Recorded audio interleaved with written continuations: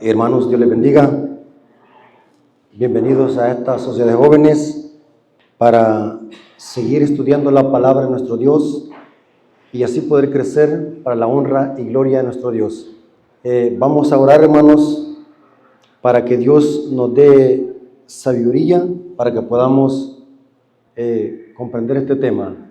Así que, hermanos, vamos a unirte rodillas.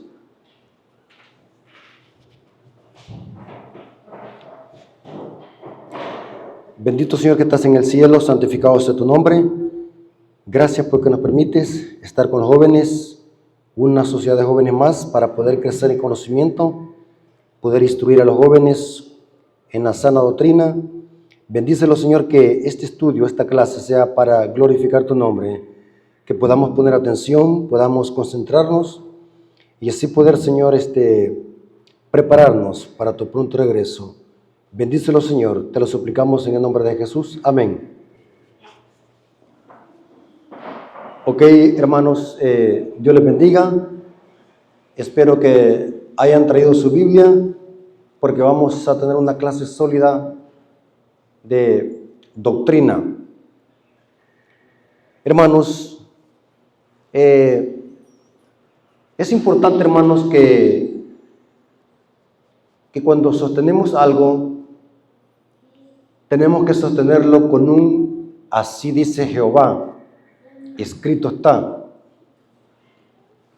Muchas veces hay personas que quieren establecer creencias o doctrinas usando filosofía, opiniones personales y muchas veces 2 o 3 textos bíblicos y de paso aislados de contexto. Cuando en realidad quizás la Biblia puede decir todo lo contrario a la forma de interpretar esos textos bíblicos. Quiero demostrar, hermanos, bíblicamente.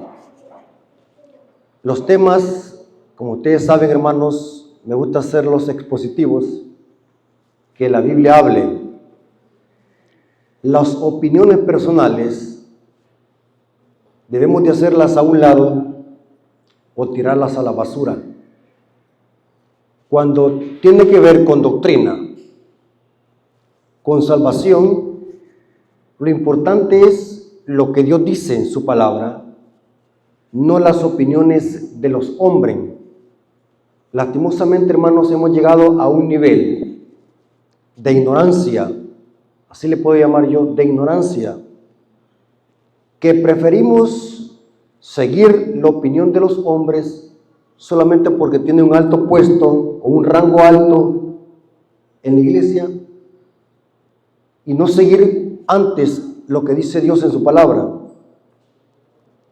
Hemos llegado a un nivel de sueño espiritual, de ignorancia espiritual, de pereza espiritual.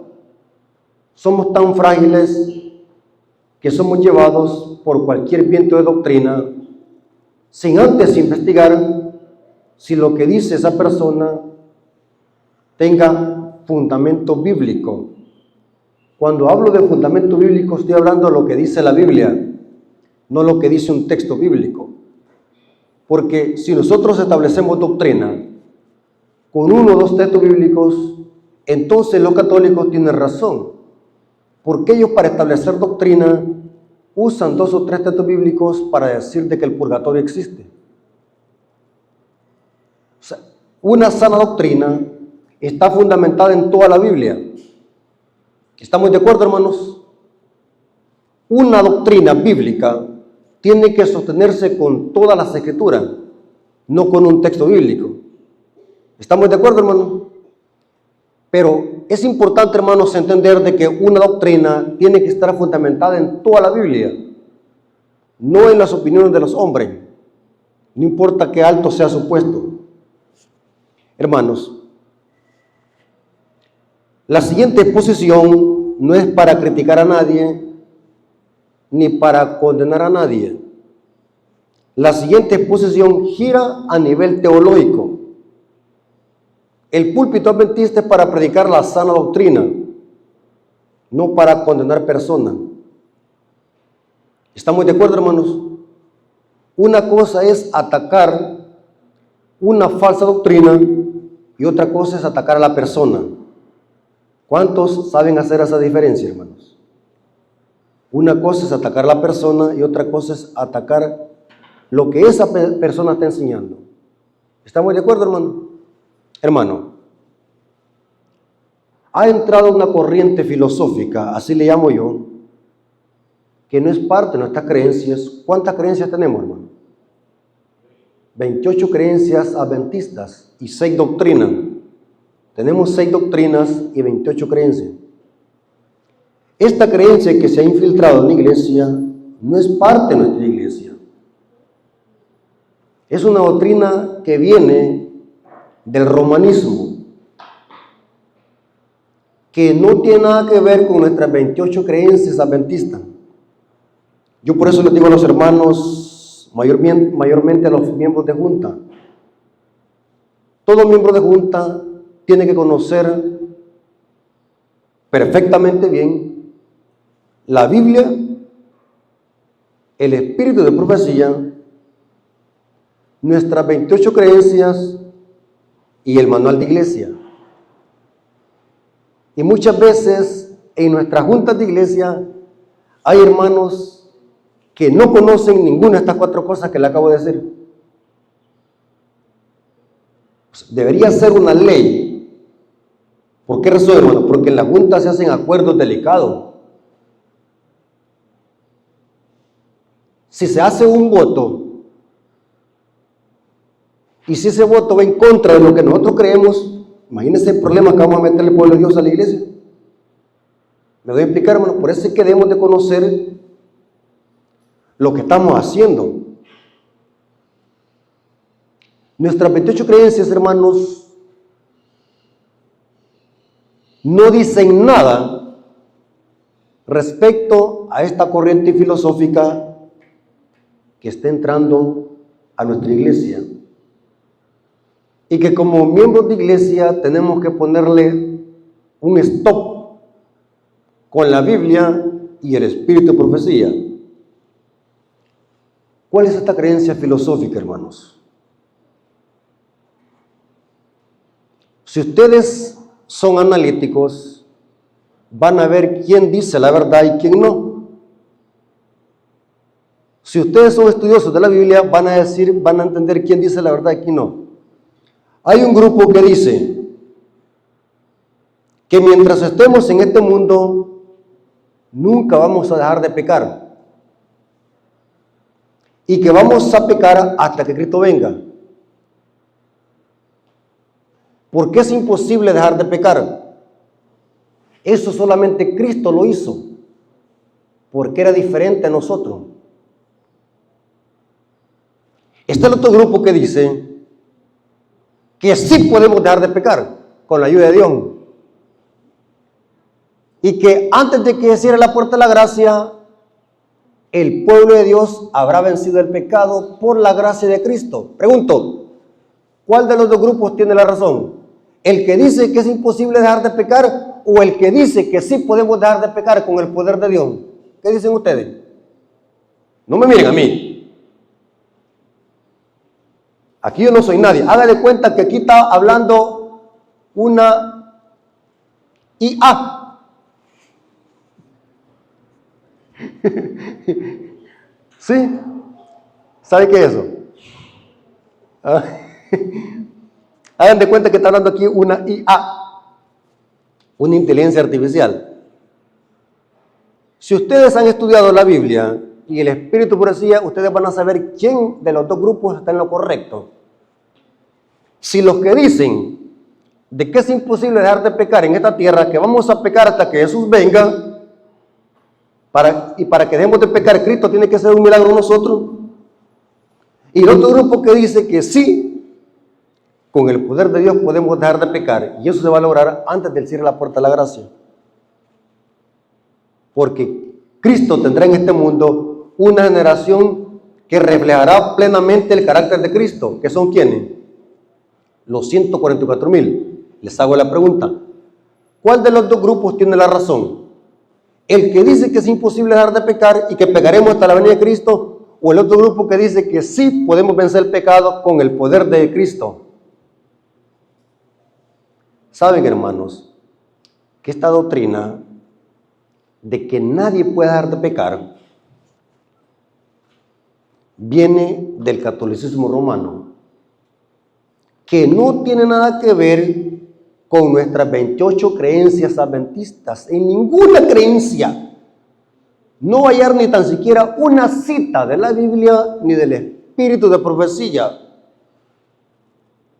Esta filosofía engañosa ha surgido de una mala interpretación de lo que es el concepto bíblico de lo que es el pecado.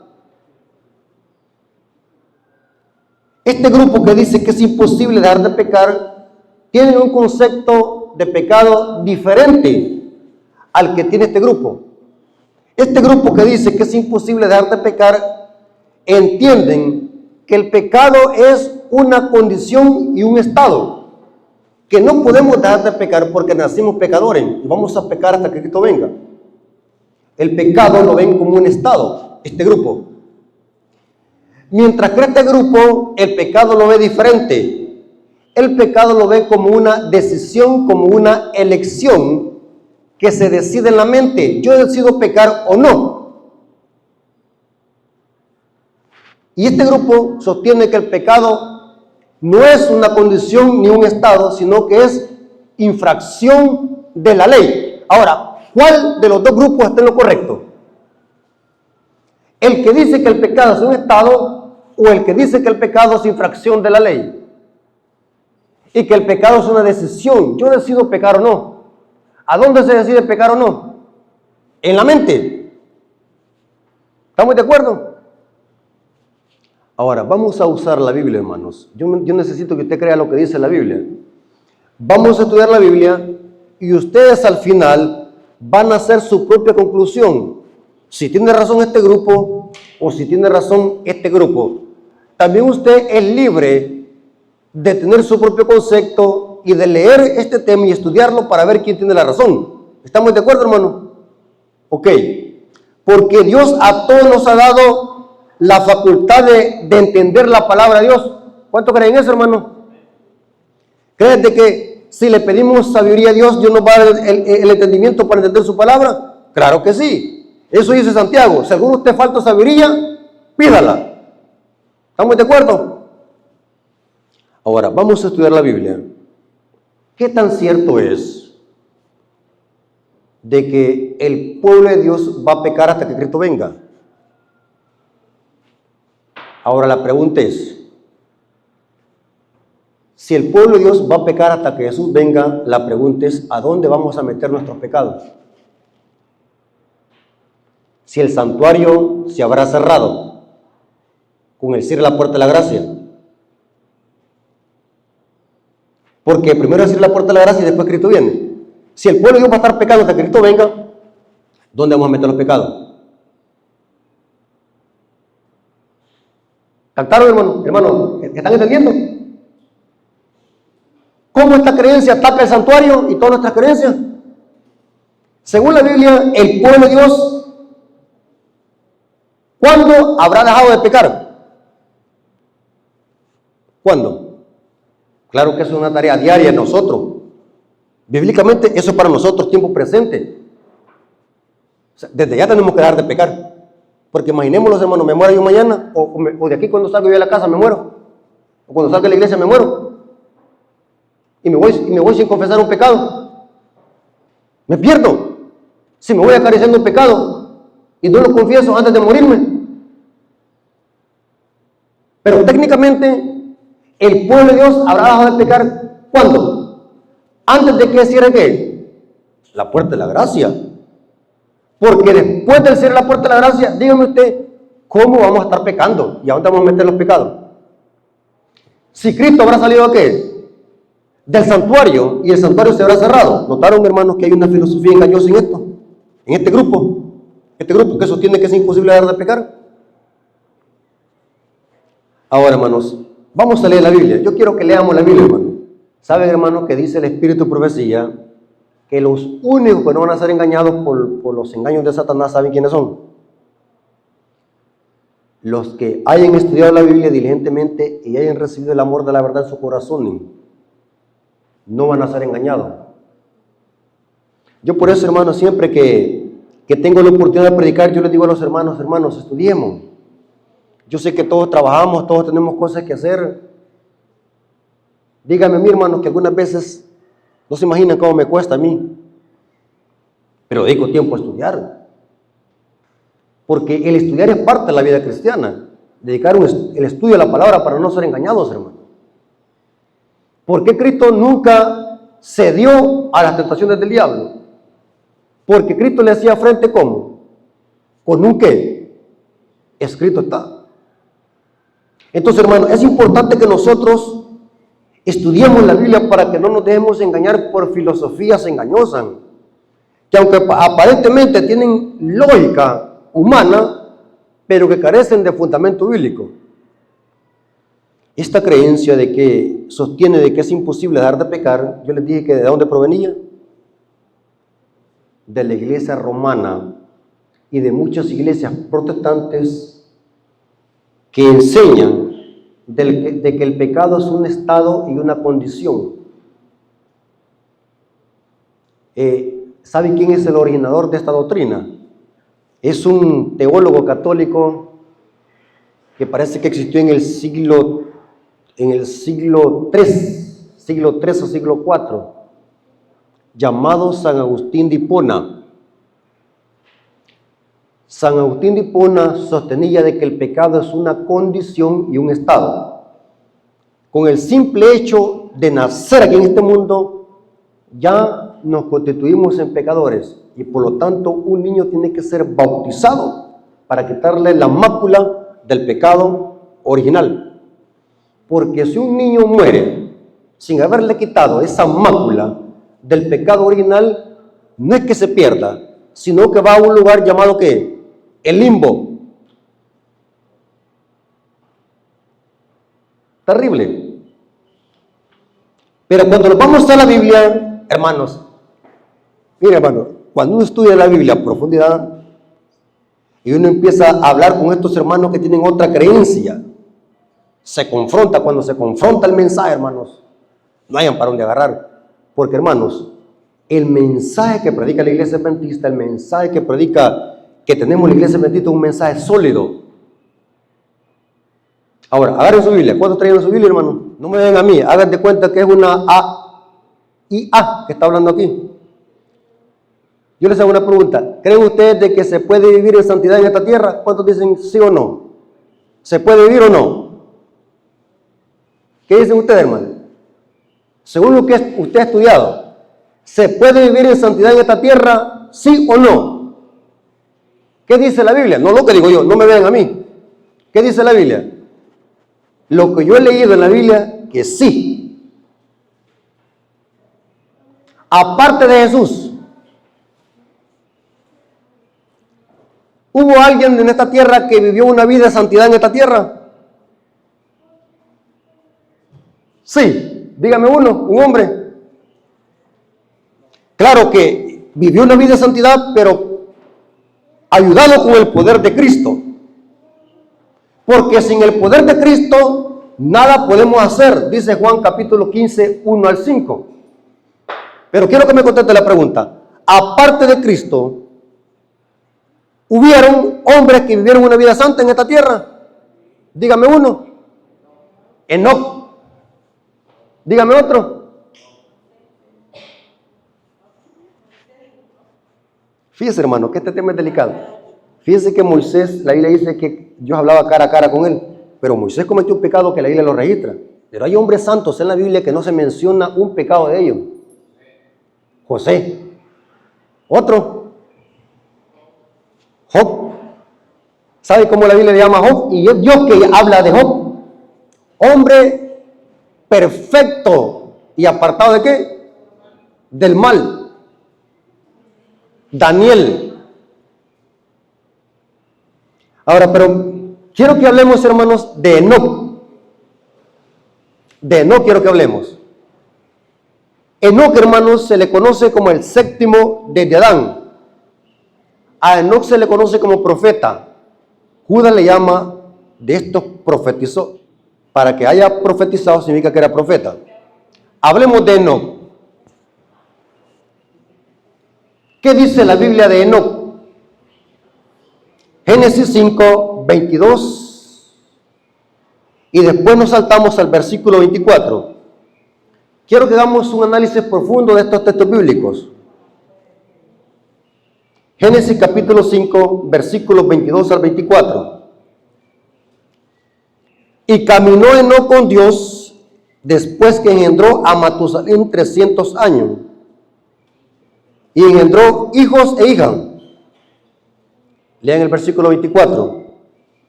Caminó pues Enoc con Dios y desapareció, porque le llevó Dios. Note qué interesante. Dios se llevó a Enoc porque Enoc caminó con Dios 300 años. Noten lo que dice el escritor de Hebreos sobre Enoc. Hebreos 11, versículo 5. Hermanos, quiero que anoten esta información, hermanos, porque vamos a conectar a Enoc con la última generación de justos, que son los 144,000. Así que no se pierdan ningún detalle. Noten cómo dice el libro de Hebreos 11:5. Por la fe Enoc fue traspuesto. Traspuesto significa quitar de un lugar y poner en otro. Pregunto, hermanos, ¿para dónde fue llevado Enoc? ¿Para dónde fue traspuesto? Saben de que por mucho tiempo yo pensé que Enoc había sido llevado al cielo, pero no lo dice la Biblia. En cambio, con Elías sí fue llevado al cielo, según de Reyes 2:11. Pero cuando se habla de Enoc, solo dice que fue traspuesto, pero no dice para dónde. Así que no le añada algo que el texto no dice, ni tampoco el Espíritu por eso dice. ¿Para dónde fue llevado? Saben, hermanos, que nosotros como adventistas tenemos más luz respecto a este tema. Elena de White dice, ¿a dónde vio a Enoc en una visión? ¿A dónde creen ustedes? Correcto. En los otros mundos, para los otros mundos fue llevado. Y Elena de White menciona un mundo de 7 lunas. Yo me quedo impactado como ella escribe todo eso. Para alguien prejuiciado con Elena de White puede pensar de que Elena de White está hablando esquizofrenia.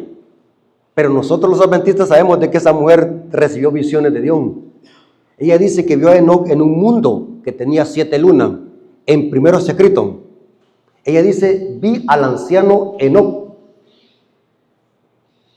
Dice el anciano Enoc. O sea que Enoc está envejeciendo. No sé, yo me gusta ser analítico cuando estudio estos temas. Me quiebro la cabeza cuando leo todos esos textos yo.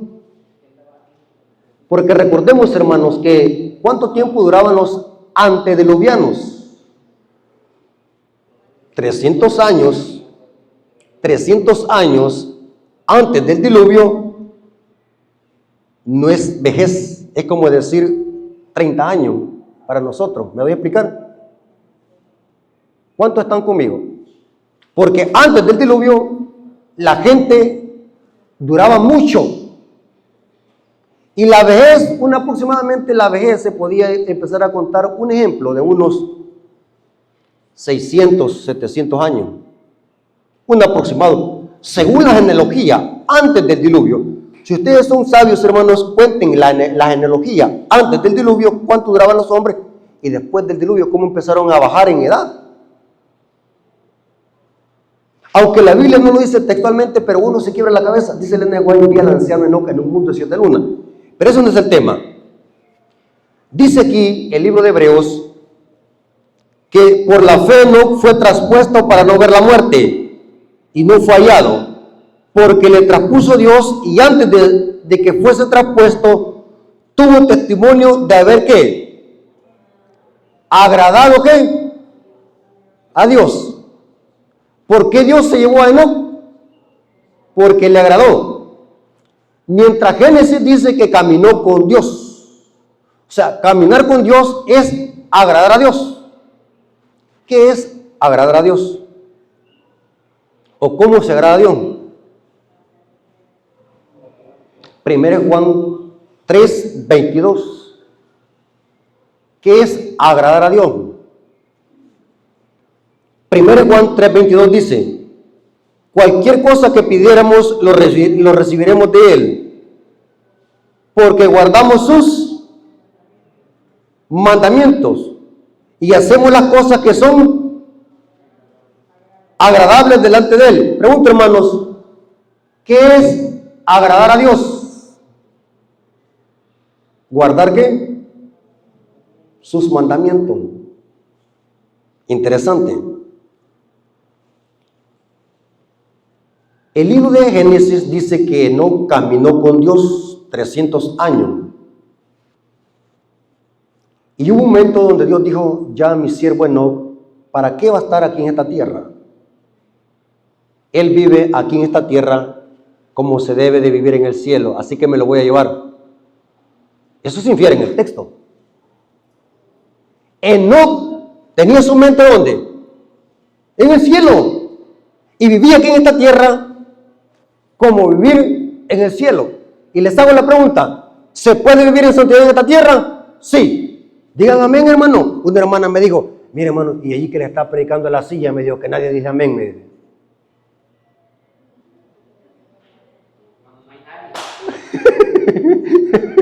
Sí, a Dios le tuvo que decir: diga, hermana, en vez de predico yo solo, le digo al hermano.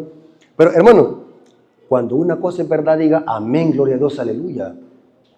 ¿Creen ustedes, hermano, que Dios no tiene poder para darnos la victoria sobre nuestros pecados a nosotros? ¿Creen ustedes de que no tiene poder Dios? Aquí vemos de que no caminó 300 años. Ahora, ¿qué es caminar? Yo quiero demostrarles, hermanos, que caminar en la Biblia es sinónimo de obedecer la santa ley de Dios. Sin obediencia no existe santidad. Vamos a ver que la palabra hebrea halak, caminar o andar, significa obedecer los mandamientos, vivir en obediencia en este mundo. Y saben, hermanos, que según la Biblia, Génesis capítulo 6 y el capítulo 5, ¿cómo estaba la generación antes del diluvio? ¿Cómo estaba la generación? El mundo, lleno de maldad y pecado, igual como hoy. Y Enoc demostró de que sí se puede vivir en santidad en medio de una generación perversa y maligna. Y voy a hacer un paréntesis, hermanos, acá, antes de leer los textos bíblicos, porque me interesa que usted crea lo que dice la Biblia, no lo que digo yo, porque yo me puedo equivocar, mientras la palabra de Dios no. Saben, hermanos, que yo escucho muchas veces en la iglesia a hermanos que dicen así: fíjese de que el hermano, fíjese que aquí cuando estaba aquí en Antecoluca era un hermano bien consagrado y era un hermano bien ejemplar, yéndose para Estados Unidos fue a prostituirse. Allá se va a corromper en Estados Unidos. Y yo le digo: hermano, ¿y por qué? Fíjese que ese país es un país corrompido, no es como aquí, que aquí hay más tranquilidad. Es verdad eso, hermano. Es verdad que uno se corrompe por las circunstancias. Cuando alguien se va a corromper en Estados Unidos, ya no guarda el sábado y anda borracho y anda fumando droga y chupando guaro. La pregunta es: ¿de dónde iba corrompido ya? ¿De dónde iba corrompido? Desde acá. Lo que pasa es que aquí lo aparentaba, como dijo el hermano hoy en la mañana. Muchas veces somos hipócritas, aparentamos lo que no somos. Pero el que se va a corromper en Estados Unidos, en otro país, es porque desde aquí va corrompido. Lo que pasa es que aquí se sostenía porque aquí le iban a criticar a los hermanos. Aquí se sostenía. Así que esperó un país allá donde nadie lo miraba para destaparse. ¿Me entiendes? O sea, el que es fiel va a serle fiel a Dios donde quiera, no importa las circunstancias. Como dice un dicho, hermanos, el perico, ¿verdad que los dichos caben acá? El perico, si se va para China volando, ¿va a cambiar de color? Siempre va a ser verde. Se va para Brasil, verde el baboso. El perico donde quiere verde. Eso es una gran verdad. ¿Qué es caminar con Dios? Es caminar en obediencia a la ley de Dios. Esta palabra caminar o andar se usan como sinónimos para hablar de santidad. Noten cómo dice Salmos 119, 1 al 2. Salmos 119, 1 al 2. Hermanos, anoten esta cita bíblica, hermanos, para que ustedes la corroboren en su casa y la pueden leer. Salmos 119, 1 al 2 dice: bienaventurados los perfectos de camino. ¿Para qué son los caminos, hermanos? ¿Para qué sirven los caminos? Para caminar. Y noten cómo dice: bienaventurados los perfectos de camino, los que andan. ¿Con qué camino usted, hermano? Con los pies. Pero noten cómo dice aquí: los que andan en la ley de Jehová. Bienaventurados los que guardan sus testimonios y con todo corazón lo buscan. ¿Pasó eso con Enoc? ¿Vivió en obediencia a la ley de Dios Enoc? ¿Anduvo en los caminos de Dios? ¿Anduvo obedeciendo la ley? Sí. Salmos 1, versículo 1 al 2. Aquí se usa en el hebreo la palabra halak, caminar o andar. Se puede usar intercambiable, caminar o andar. Salmos 1, versículo 1 al 2 dice: bienaventurado el varón que no anduvo, ahí está la palabra anduvo, en consejo de malos. ¿Pasó eso con Enoc, hermanos? Bienaventurado el varón que no anduvo en consejo de malos, ni estuvo en camino de pecadores, ni en silla de escarnecedores se ha sentado. Y noten con qué lo relaciona. Sino que en la ley de Jehová está su delicia, y en su ley medita de día y de noche. ¿Qué es caminar con Dios? Es meditar en la ley de Jehová día y noche. Interesante. Usemos otro texto bíblico que demuestra que caminar significa vivir en santidad y obediencia a la ley de Dios. Pablo usa este término para hablar y hacer un contraste entre la carne y el espíritu. Usa el mismo término andar. Romanos 8, versículo 1. Romanos 8, versículo 1. Dice el apóstol Pablo: ahora pues, ninguna condenación para los que están en Cristo. Ninguna condenación hay para los que están en Cristo. Estoy leyendo Romanos 8.1. ¿Lo tienen, hermanos? Ahora, noten con qué lo relacionan. Los que no andan, ahí está la palabra andar. Los que no andan conforme a la carne, sino conforme al Espíritu. ¿Qué es andar conforme al Espíritu? Es andar en obediencia a la ley de Dios. ¿Y andar en la carne? ¿Es andar qué? Lo contrario. ¿Andar qué? En desobediencia a la ley de Dios. En otras palabras, andar en la carne, ¿qué significa? Andar en pecado. Eso quiere decir Pablo. Andar en espíritu y andar en la carne. Ahora, vamos a ver cómo el apóstol Juan usa este término y lo relaciona con la obediencia a la ley de Dios y cómo Cristo anduvo. Según la Biblia, ¿cómo Cristo anduvo? ¿Ustedes creen, hermano, que Cristo anduvo en pecado? ¿Saben que unos protestantes así dicen cuando dicen que Cristo quebrantaba la ley, que Cristo vino a quebrantar el sábado? ¿Qué están diciendo? ¿Que Cristo andaba qué? En pecado. Tenemos que considerarlos, porque cuando alguien es ignorante dice algunas veces disparate, hasta herejías, hasta blasfemia. Cuando los protestantes dicen que Cristo vino a quebrantar el sábado, están diciendo que vino ¿qué? A pecar. Noten qué interesante. ¿Cómo anduvo Cristo? ¿Cómo anduvo Cristo, hermanos? En obediencia a los mandamientos de su Padre. Leámoslo para que lo demostremos. Juan 15:10. Dice aquí el apóstol Juan.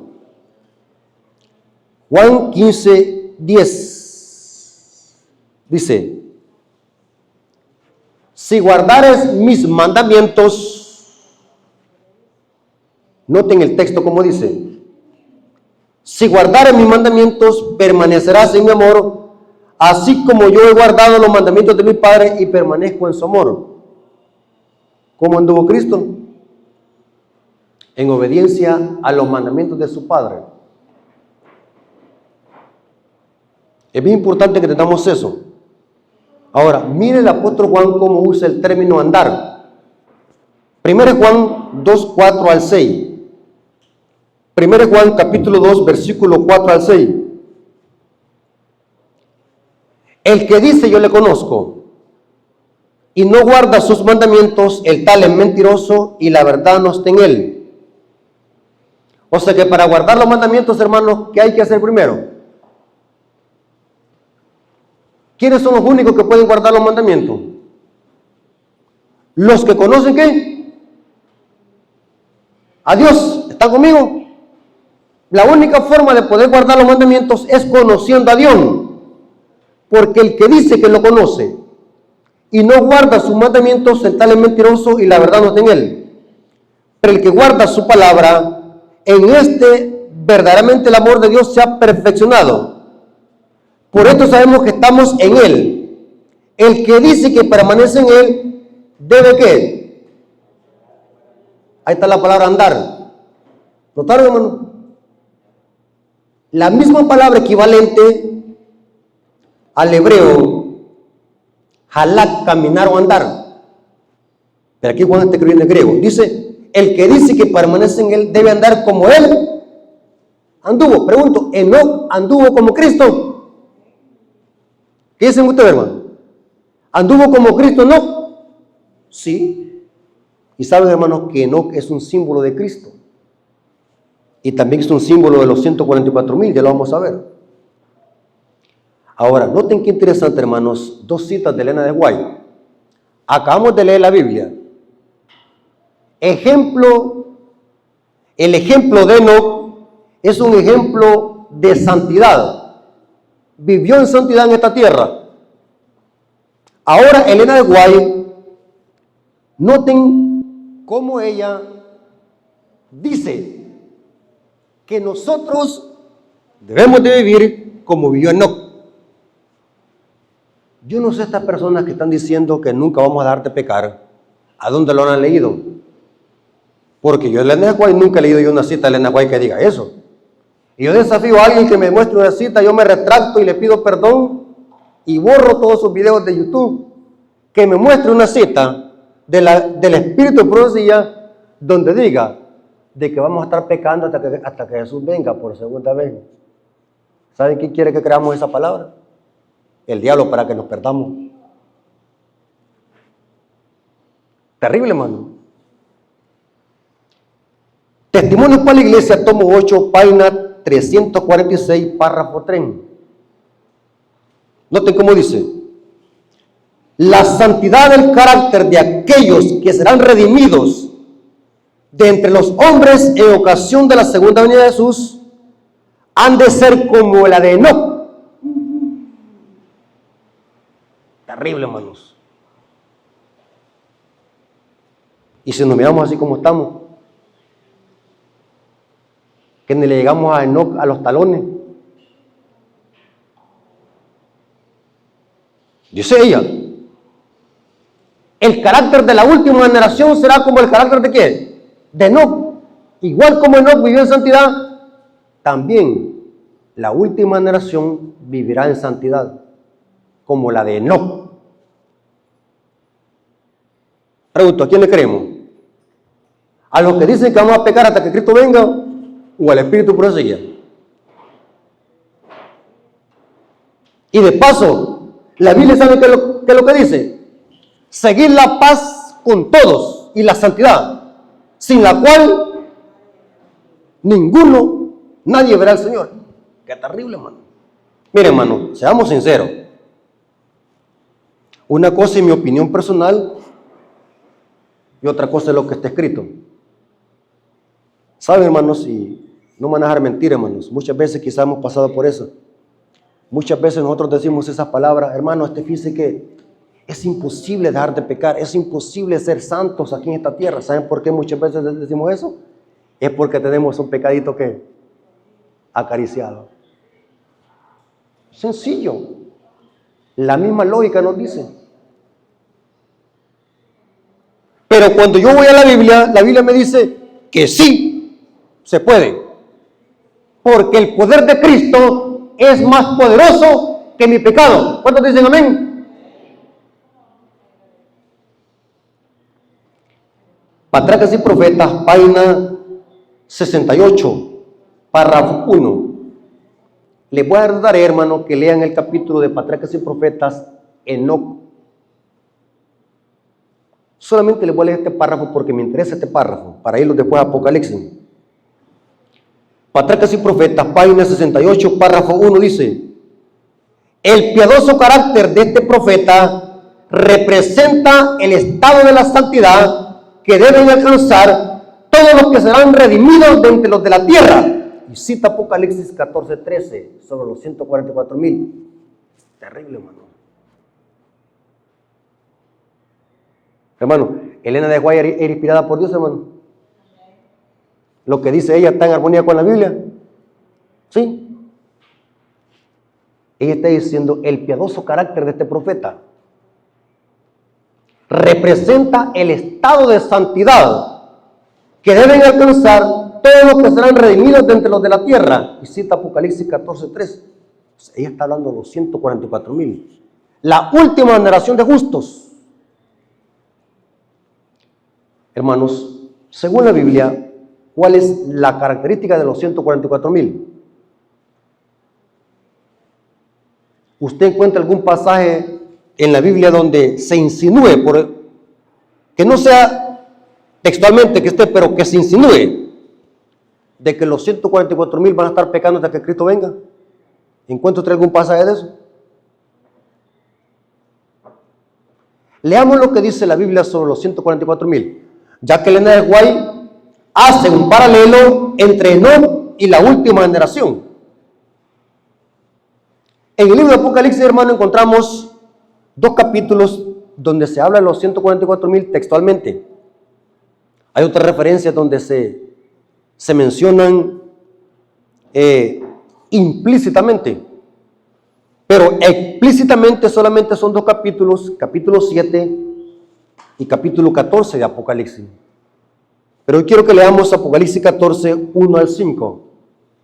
Yo quiero que lo lea con cuidado y que me diga a dónde dice allí de que los 144,000 van a estar pecando hasta que Jesús venga. Leamos Apocalipsis 14, 1 al 5. Después miré y aquí el cordero que estaba en pie sobre el monte de Sión y con él 144,000. Quiero hacer un paréntesis. Cuando Juan menciona esto, es que los 144,000 ya los ven en el cielo. Ya están en el cielo. Pero noten la característica. Que tenían el nombre de él y de su padre escrito en su frente. Y oí una voz del cielo como estruendo de muchas aguas y como sonido de un gran trueno. Y la voz que oí era como de arpistas que tocaban sus arpas y cantaban un cántico nuevo delante del trono y delante de los 4 seres vivientes y de los ancianos. Y nadie podía aprender el cántico sino aquellos 144,000 que fueron redimidos de entre los de la tierra. Esta es la cita que cita Enoc en Patriarcas y Profetas, página 68. Ahora, noten las características que dan. Estos son los que no se contaminaron con mujeres. O sea, que fueron solamente hombres, nunca se casaron, ¿verdad? ¿Verdad que solamente hombres van a formar los 144,000? Porque dicen no se contaminaron con mujeres. Aquí está hablando en lenguaje simbólico. No se contaminaron con mujeres significa que no se contaminaron con las falsas doctrinas de Babilonia, la ramera y sus hijas. O sea, está hablando en lenguaje simbólico. Este remanente que va a formar la última generación no se contaminó con las falsas doctrinas de las únicas mujeres que se mencionan en Apocalipsis 17, que son rameras. Mujeres aquí representan iglesias apóstatas. No se contaminaron con mujeres. O sea, rechazaron las falsas doctrinas de Babilonia. ¿Por qué que las rechazaron? Porque si nosotros leemos el contexto inmediato, el libro de Apocalipsis no fue escrito en orden cronológico, sino que tiene quiasmos. Después, en el versículo 6 de Apocalipsis 14, se presentan los mensajes de los 3 ángeles. Y Juan lo que quiere dar a entender es de que este remanente que está en el cielo es porque aceptaron ¿cuáles mensajes? Los mensajes de los 3 ángeles. ¿Están conmigo? Y al aceptar los mensajes de los 3 ángeles, salieron de Babilonia y rechazaron las doctrinas de Babilonia. ¿Están conmigo? Estos son los que no se contaminaron con mujeres, pues son vírgenes. Estos son los que siguen al Cordero por donde quiera que va. Lo mismo que pasó con Enoc. Estos fueron redimidos de entre los hombres como primicias para Dios y para el Cordero. Y en su boca no fue hallado mentira, pues son sin mancha delante del trono de Dios. Como dice, hermano, ¿son qué? Sin mancha. Entonces, yo les dije al principio de este estudio, ¿a quién le creemos? ¿A este grupo o a este otro? Dice que son sin mancha. Según Pablo, ¿cómo estará la iglesia cuando Jesús venga por segunda vez? Una iglesia sin mancha y sin arruga. La Biblia condena esa idea de que los 144,000 van a estar pecando hasta que Jesús venga. Esa es doctrina diabólica, hermanos. Doctrina netamente diabólica. Saben, hermano, que la palabra mancha que se aplica aquí a los 144,000 es la misma palabra que se aplica a la vida de Jesús. El libro de Hebreos se lo aplica a Cristo. Hebreos 7:26. Hebreos 7:26 dice, hablando de Cristo, porque tal sumo sacerdote nos convenía santo, inocente y sin mancha. Noten que es la misma palabra que se le aplica a los 144,000. Porque tal sumo sacerdote nos convenía santo, inocente, sin mancha, apartado de qué? De los pecadores y hecho más sublime los cielos. Saben, hermanos, que me gusta ser analítico cuando estudio los textos bíblicos. Me gusta analizar, buscar comentarios bíblicos, buscar la gramática, cómo traduce el texto. Y saben, hermanos, que la palabra mancha acá, que se usa para Cristo y para los 144,000, no tiene nada que ver con nacer, sino con el vivir. ¿Están conmigo lo que quiero decir? O sea, cuando la Biblia la aplica sin mancha, o sea, Cristo vivió en santidad, sin mancha, se aplica al vivir. O sea, cuando los 144,000 dice que son sin mancha, es algo que se aplica al vivir de ellos. O sea, no es que nacieron, sino que es al vivir. Me llamó la atención lo que dice el comentario bíblico adventista sobre el término mancha.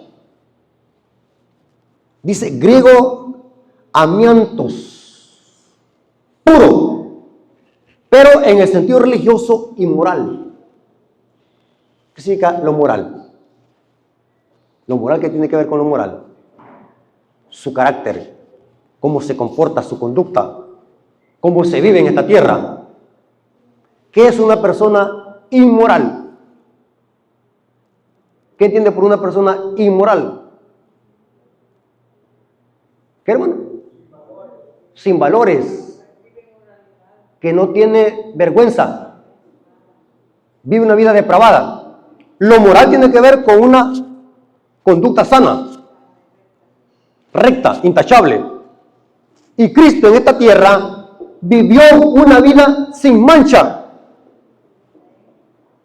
Esta palabra sin mancha tiene que ver cómo se vive en esta tierra, no a cómo se nace. ¿Me voy a explicar? Aunque Cristo fue llamado santo desde el vientre de María, pero esta palabra mancha que se usa acá se refiere no cuando Él nació, sino a cómo vivió. Interesante. Hebreos 5, 7 al 10. Qué interesante, hermanos. Hebreos capítulo 5, versículos 7 al 10. Antes de leer esta cita, hermanos, quiero preguntarle algo. Y pongan atención a lo que voy a decir, porque algunas veces las preguntas que hago pueden llevar doble sentido. Lo que busco es que su memoria trabaje. Por eso es que hago la palabra algunas veces con doble sentido. Hermano, escuchen lo que voy a decir. Cuando nacemos en este mundo, ¿verdad que traemos la Biblia en la mente? ¿Verdad que la traemos? ¿Verdad que los niños traen la Biblia en la mente? ¿Cómo llegamos a meternos la Biblia en la mente? Ya sea por enseñanza o porque la estudiamos. Yo les hago una pregunta. ¿Cómo es que Cristo tenía la Biblia en la mente? Ya ven que yo soy curioso. Yo me preguntaba, ¿será que Cristo, como el Hijo de Dios, traía la Biblia en la mente? Por eso es que conocía la Biblia al derecho y al revés. Hasta que me topé con esta cita y con otra del Espíritu Profecía. ¿Saben qué dice la Biblia? Cristo aprendió la obediencia. ¿Quiénes son los que aprenden? Nosotros los seres humanos aprendemos. Pregunto, ¿los niños nacen obedientes? ¿Los bebés nacen obedientes? Nacen inocentes. ¿Los niños de dónde van a aprender? De los padres. Y depende del ambiente donde se vive. ¿Estamos de acuerdo? ¿Qué hubiese pasado si Dios el Padre les hubiese dado ese bebé a un par de borrachos para que lo criaran? ¿Cómo hubiese nacido Jesús? Borracho. Porque, ¿sabe qué dice el Proverbio 22:6? Instruye al niño en su camino. O sea, usted un niño, si a un niño se lo dan de brazo, usted un niño lo puede formar para que sea un delincuente o para que sea una persona de bien en la sociedad. Dice Elena de White en el libro Consejos, Conducción al Niño, en la primera página dice, si los padres no instruyen al niño en los caminos de Dios, Satanás lo instruirá por agentes usados por él. Porque los niños nacen con una mente inocente y ellos aprenden información de acuerdo a cómo los padres le enseñan y a las circunstancias que lo rodean. Noten cómo dice Hebreos 5, 7 al 10. Y de paso, yo les hice una pregunta. ¿Será que los niños traen la Biblia en la mente? No. ¿Será que Jesús traía la Biblia en la mente? Si la respuesta es no, la pregunta es, ¿cómo Jesús llegó a tener la Biblia en la mente? Correcto, Elena White dice que la mamá, María, dice que desde temprana edad le empezó a enseñar la Biblia. Todos los días le enseñaba la Biblia, se lo ponía en las piernas de enseñarle la Biblia. Por eso es que los fariseos cuando escuchaban a Cristo se quedaban impactados. Si este niño nunca fue a la escuela de los rabinos, ¿y cómo es que sabe más que nosotros? Y se ponían enojados. Decían, este niño es un gran disidente. Porque la maestra humana era su madre María. Y miren cómo dice Hebreos 5, 7 al 10. Hebreos capítulo 5, versículos 7 al 10 dice, y Cristo en los días de su carne. ¿Qué se refiere a eso? Como humano, hombre. Y Cristo en los días de su carne, ofreciendo ruegos y súplicas con gran clamor y lágrimas, al que le podía librar de la muerte, es una referencia al Getsemaní. Fue oído a causa de su temor reverente. Esa palabra temor es la misma que se usa en el mensaje del primer ángel, temer a Dios. Y aunque era hijo, por lo que padeció, aprendió, ¿qué, hermanos? ¿Cómo, hermanos? El Hijo de Dios aprendiendo. Sí, porque en esta tierra, ¿cómo vivió? Como hombre. ¿Quiénes son los que aprendemos? Nosotros somos los que aprendemos. Yo les hago una pregunta siempre a los protestantes. Seamos sinceros. Si Jesús estuviera aquí con nosotros en persona, ¿a qué iglesias buscara para congregarse?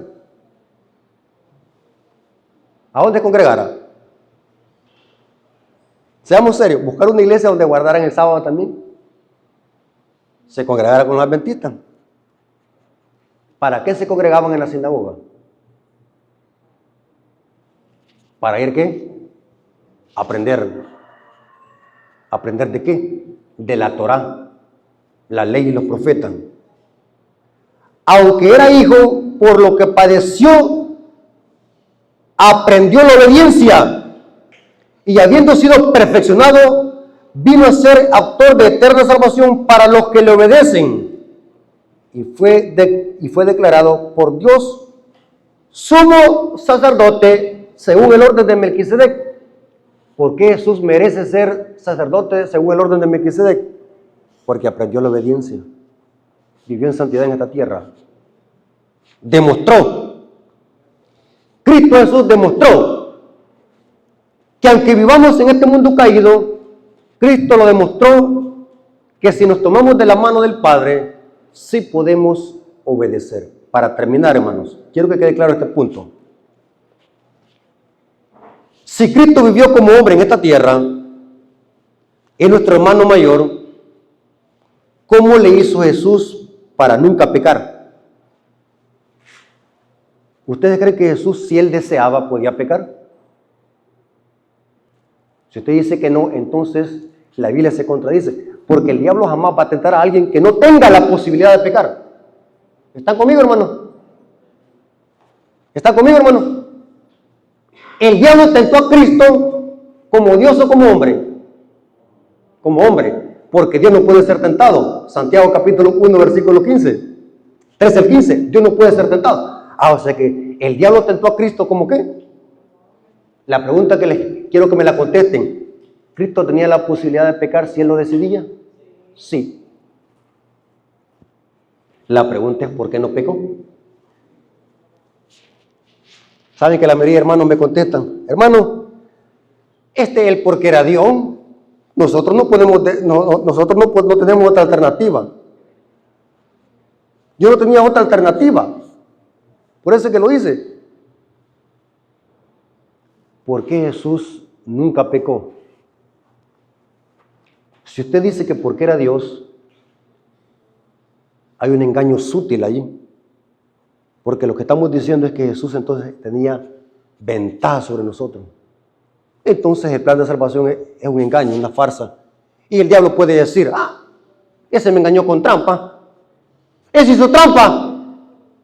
Pero Cristo demostró que todo hijo de Adán, aunque haya nacido en este mundo caído, si se toma de la mano de Dios, podrá vencer como Cristo venció. Dice Elena de White, hermano, yo tengo, mire, más de 200 citas de Elena de White que me las pasó un hermano en inglés y en español, donde Elena de White dice, estos hermanos que dicen de que es imposible dejar de pecar, no sé qué libro leerán, algún libro de brujería o la Biblia de Aleister Crowley o la Biblia satánica leen. Elena de White dice que todo hijo de Adán, por muy débil que sea, si se toma de la mano de Cristo, podrá vencer como Cristo venció. Yo me quedo con la boca abierta cuando esa mujer escribe. Hermanos, ¿por qué Cristo venció? Si él vivió como hombre. Para terminar, hermano, miren, Juan, estos temas son largos, hermanos, son profundos, pero yo creo que es suficiente. Yo sé que me han entendido. Juan 5, 19. ¿Lo tienen, hermanos? Juan 5, 19. ¿Por qué Cristo venció? ¿Cuál fue el secreto de Jesús nunca pecar? Hermano, Cristo fue tentado en todo, según nuestra semejanza, pero sin pecado. ¿Saben que una vez yo creo que estaba predicando en Santa Lucía? Sí, Santa Lucía estaba predicando y hay hermanos que siempre son curiosos. No me acuerdo en qué iglesia estaba predicando, pero resulta que un hermano, no sé si la pregunta me la hizo por tentarme o por probarme si sabía o qué, pero resulta que la pregunta me la hizo, hermano, si Jesús fue tentado en todo, como dice la Biblia, significa que fue tentado con una prostituta para que pecara, porque muchos pueden tener una debilidad que sea la mujer, otro puede ser el alcohol, otro puede ser el chino. Cuando la Biblia dice fue tentado en todo, todo es todo, me dice el hermano, ¿será que Jesús fue tentado con un puro de marihuana? Los que son débiles, que ese es el vicio, la debilidad de ellos. ¿Será que Jesús fue tentado con la pornografía?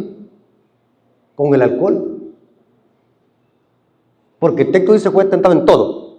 Y por un momento me dejó en que pensar, y saben hermano, yo les voy a dar un consejo, y eso yo lo aprendí en la vida cristiana. Si hay cosas que no las sabe uno, yo tengo valor de decir, hermano, me abstengo de contestarle, voy a investigar más y voy a leer esto para responderle. Hay que bajarse uno al pozo, pues como decimos, hay que aceptar. Y me puse a investigar porque la pregunta que me hizo son preguntas bien difíciles de responder y que tiene que quebrarse la cabeza. Y esas preguntas me gustan porque me hacen que me rebusque más para leer. Y topándome con en mensajes selectos, tomo 2 y tomo 3, Elena de White es donde habla más de Cristo, de la naturaleza humana de Cristo y de las tentaciones de Cristo. Y me topé con esa palabra que significa tentado en todo, porque todo es todo. Todo pecado es todo. Pero Elena de White explica qué significa la palabra tentado en todo. Y ella explica así. Yo tengo la cita, si alguien quiere la puedo dar. Dice así, que el diablo tentó a Cristo por la tentación de la comida. Porque ella dice que la tentación de la comida, del apetito, es más fuerte que cualquier otra tentación. Yo les hago una pregunta, hermano, imaginémoslo. Cristo, en el desierto, ayunando 40 días y 40 noches, sin tomar agua. ¿Cómo sentía su cuerpo esa necesidad fisiológica de querer comer algo? ¿Cree usted que Cristo ahí estaba? Un ejemplo, ¿cree usted que el diablo le hubiese valido tentar a Cristo a través de una mujer sexy? Porque ¿qué es lo que estaba necesitando más el cuerpo de Cristo en ese momento? Comida. ¿Me puedo morir si no como? Sí. ¿Se puede morir alguien que no toque mujer? ¿Verdad que nadie se muere por eso? Pero si no como. O sea que la tentación de la comida es más fuerte que la tentación del sexo. Y Cristo al vencer en la tentación más grande, automáticamente vence ¿qué? En todas. En ese sentido fue tentado en todo. La tentación de la comida. ¿Saben de que el diablo era astuto? El diablo pensó en su mente de que así como hizo caer a Eva por la comida, voy a hacer caer a este otro por la comida. Saben, hermanos, que muchas veces nosotros no hablamos de ese pecado. El pecado de la comida. ¿Saben por dónde el diablo está matando más a la humanidad? El mundo, la gente, ¿por qué está muriendo tanto? ¿Ah? Por el apetito. Terrible, hermano. Tanta enfermedad, ¿saben por qué la gente está muriendo? El diablo está matando a la gente por medio de la comida. ¿Saben de qué dicen los expertos? Que 9 de cada 10 enfermedades es por lo que se come. El apetito de la comida. Por eso es que se nos hace difícil dejar la carne. Hermano, cuando está aquella parrillada, hermanos, en la carne, y más cuando se le echa cebolla curtida y vinagre, aquello como que es una droga, que siente como que es una droga, que es lo que lo llama uno, ¿va? el apetito de la comida. Es como una droga, aquel impulso que nos lleva. Imagínense los que toman Coca-Cola. Ese apetito, ese deseo, pues querer tomar Coca-Cola. Aunque los médicos le digan, tenés 4 piedras en los riñones, la gente que sigue tomando Coca-Cola. El apetito, porque la tentación de la comida es más grande que cualquier otra tentación. Y Cristo venció. ¿Por qué razón, hermanos? Yo creo que no leímos la cita, pues la voy a leer. Juan 5:19. ¿Cómo es que Cristo llegó a vencer el pecado? Lo venció como hombre. ¿Por qué razón, hermanos? Juan 5:19 dice, respondiendo entonces Jesús y les dijo, de cierto os digo, no puede el Hijo hacer nada por sí mismo, sino lo que ve hacer el Padre, porque todo lo que el Padre hace, también lo hace el Hijo igualmente. Pregunto, ¿por qué Jesús venció en esta tierra? Porque nunca se soltó del poder del Padre, y gracias a ese poder venció. Pregunto, hermanos, ¿ese poder que Jesús tenía es un monopolio que solamente Jesús lo tenía o lo podemos tener nosotros? Hermano, esta cita no la quiero leer, quiero que me la lea usted. Judas 1:23. Hermana, léame Judas 1:23. Judas 1:23. ¿Alguien, el que lo encuentre primero? Mire cómo dice el texto. El mismo poder que tenía Cristo, nosotros también lo podemos obtener del Padre. Judas 1:23. ¿Lo tiene, hermano? Léamelo un poco fuerte. ¿Cómo dice? Judas 1:23. Y ese versículo se me acaba de venir a la mente, de paso. Dice, es el 24. Es Judas 24. ¿Lo tiene? Mire cómo dice. Y aquel que es poderoso. Les hago una pregunta, hermano. ¿Qué es más fuerte? ¿Mi pecado o el poder de Dios? Pero ¿sabe cuando decimos que yo no puedo dejar de pecar? ¿Qué estoy diciendo? Que mi pecado es más fuerte. ¿Va que hay una gran blasfemia ahí? Que mi pecado es más fuerte que el poder de Dios. Dios no tiene poder para darme la victoria. Y mire cómo dice Judas. Y aquel que es poderoso para guardarlos, ¿qué dice? Repita conmigo, hermano. Sin caída. Pregunta, hermano, ¿se puede vivir sin pecar en esta tierra? ¿Qué dicen ustedes? Sí. Ya veo que aquí hay verdaderos adventistas que leen aquí. Y aquel que es poderoso para guardarlos sin caída y presentarnos sin mancha delante de su gloria con gran alegría. Hermanos, Dios les bendiga. Espero que esta clase la hayan entendido y que con el poder de Dios, hermanos, podemos salir vencedores en esta tierra. Sí se puede. 2 verdades que nunca debemos de perder de vista. Que no lo podemos sentir impecables. En este mundo podemos fallar todos nosotros. Cualquiera puede fallar. Uno de una manera y otro de otro. Pero lo más importante que la Biblia me enseña, que en Cristo sí puedo vencer. ¿Cuántos creen eso?